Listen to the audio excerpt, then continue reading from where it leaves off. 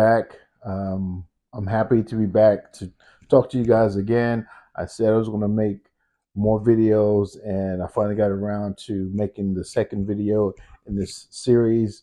I'm kind of doing a little bit of a countdown, so you just have to wait to see what happens at the end. But please stick with me. Make sure you subscribe and leave a comment. I'll try to get back to all of the comments, and I know I've got a few new subscribers who came aboard, and I'm very happy about that.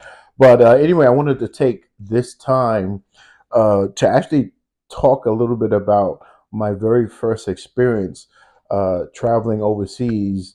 I was actually going to Vietnam to meet my then, uh, I guess you could call her my girlfriend at the time. We hadn't met in person. So I flew out there to see if we had the same chemistry in person as we had online. We had been speaking for probably 6 or 7 months.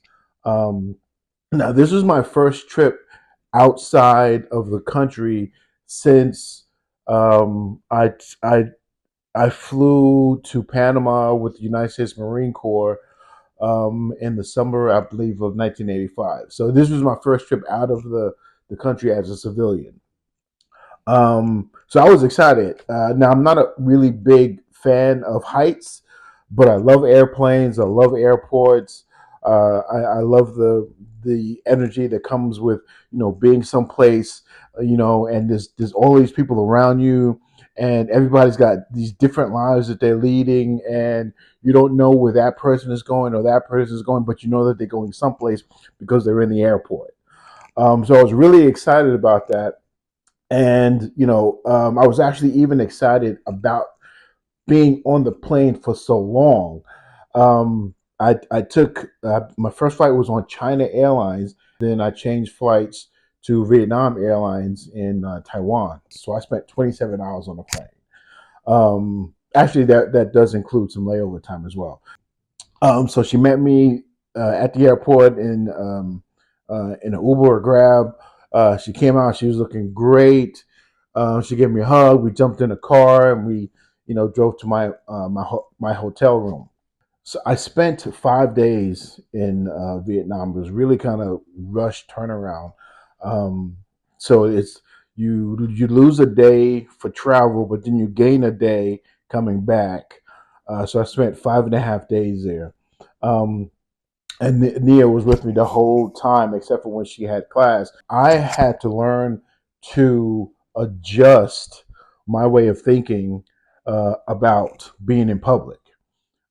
As as a black man and as a fairly big black man, I've always had to keep in mind, okay, temper yourself just a little bit because people are going to be intimidated, or it's going to bring, just by nature of being black, you're going to get different attention placed on you. So I had to temper that kind of thinking when I went to Vietnam. As a matter of fact, I remember one time we went to I believe it's called Circle K, but it's kind of like 7-Eleven, and they have them all over the place in Vietnam. And so we were going from aisle to aisle looking for food, and so we moved from aisle to aisle, and there's a guy with a little apron on at the far end of the aisle. And so me and Nia are here, and then we move to the next aisle, and boom, he's there again. Then we move to the next aisle, and then boom, he's there again. And then I started to get mad, and I'm thinking, why the fuck is this guy following me from aisle to aisle to aisle? And so we moved to another aisle. I deliberately moved to another aisle, and then boom, he was there again. And so by that time, I'm like, like what? Come on now. I didn't travel 10,000 miles away to have to deal with this. This is what I'm thinking in my head. And my girl looked at me and she said, "What's wrong with your face?" She saw the expression on my face. And I said, "This guy's over here. He's following me." And she looked at him, and the guy was there. He smiled at her, and she looked at me and she said, "Honey, he's not following you. He's trying to serve you. He's trying to be available in case you have any questions about what to purchase or where to find something."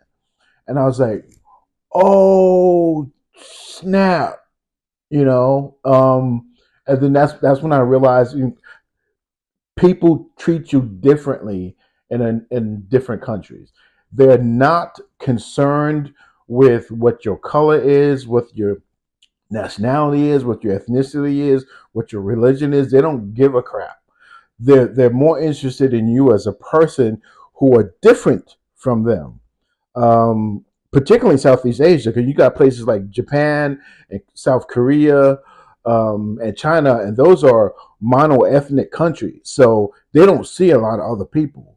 So there is a natural curiosity, um, of people of different colors and different races and nationalities.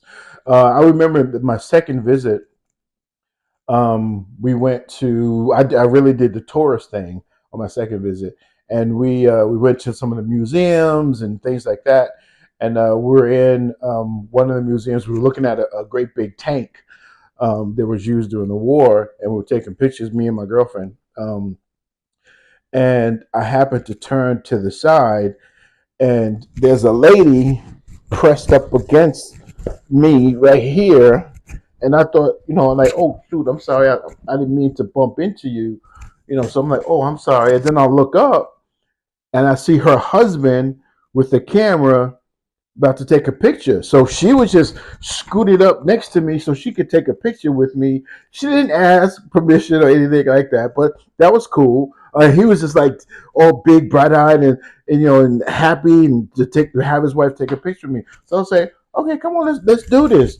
I put my arm around her, and we laid back, and it was all cool and everything. Then they switched places. He came in and he took a picture with me. Then there was two other people in the group, and the man took his wife by the shoulders and pushed her up to me so that she could take a picture with me. And he was like, "Thank you, thank you, thank you." And it was just so. It was such a different experience coming from a country where if I walk down the street at night, I can tell you who's going to cross the street to get to the other side because they see me coming. And then here, these people, these men, were taking their wives by the shoulder and ushering them into my arms so that they can take a picture. Okay. And the same thing happened when we went to Bana Hills on my fourth trip, which is a really big tourist spot out there. And we were walking across this bridge. And you've probably seen it. It's the bridge with the hands.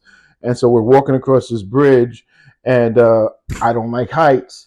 So we just barely, starting, and I'm like, baby, I don't think I can do this.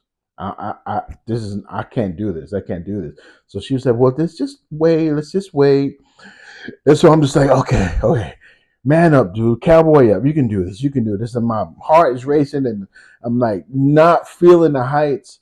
Um, and again, I turn around and look.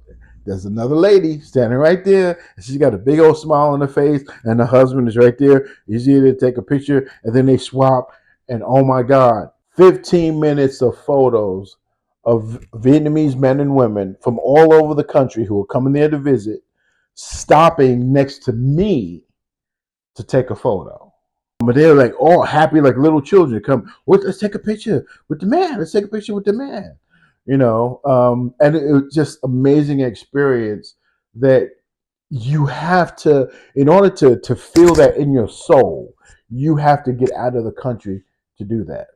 And so that's the thing that I am the most excited about for you, for the passport boys, passport brothers, passport kings out there who are going through the motions to get your passport and travel out of the country, is that the feeling that you will get when you interact with people outside of the United States of America will blow your mind. It will blow your mind, and it will make you think, wow, this is what I've been missing. This is what being a human being is supposed to feel like. This is what being, a member of society is supposed to feel like. You know, and it'll make you crave for more. I'm always excited to go back. not just because of the plane rides and the stopping off at the lounges dude, I'm an airport freak, but because I get to, you know, shed my American skin, so to speak, and I go and then I bathe in the family environment that is Southeast Asia. I plan on spending a lot of time out there in the future, and I hope you guys get to do the same thing and get to experience what I experienced. So don't let anybody tell you otherwise. Don't let people throw you off track with these one-off horror stories and things like that, and trying to talk about the people and being uneducated or can barely speak English.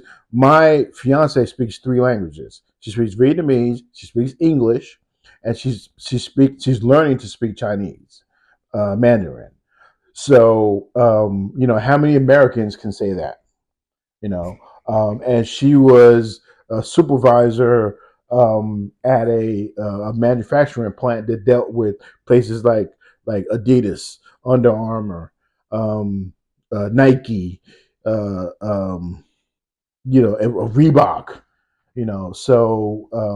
I'm not lifting her out of poverty. She's blessing me with a second chance in life after I got my divorce.